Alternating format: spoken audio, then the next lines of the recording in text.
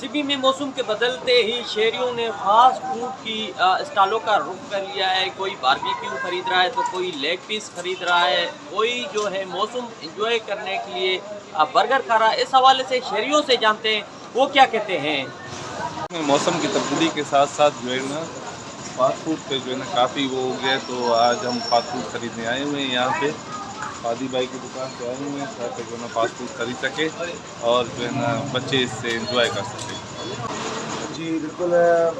माशाल्लाह 7 महीने हमारे शहर में गर्मी होती है और अभी मौसम ने करवट ली है और मौसम खुशगवार हुआ है, जिसकी वजह से माशाल्लाह लोग बातचीत का रुख कर रहे हैं। क्योंकि अभी सर्दी आ रही है तो सर्दियों में गर्म चीज़ खाने में लुत्फ़ बहुत होता है आदमी। तो इसलिए अभी हमारे पास बारबेक्यू में माशाल्लाह बहुत रश है और काफ़ी मांग बढ़ गई है हमारी।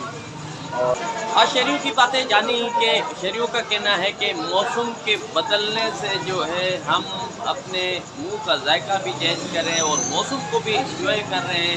अपने लिए और अपने बच्चों के लिए यहाँ से बारबेक्यू और लेग पीस और इसके साथ साथ चिप्स और बर्गर खरीद रहे हैं और मौसम को इंजॉय कर रहे हैं। आज कैमरा टीम के साथ रिपोर्टर जहूर मक्सी, साथी रिपोर्टर यार अली के साथ वॉच न्यूज़ सिबी।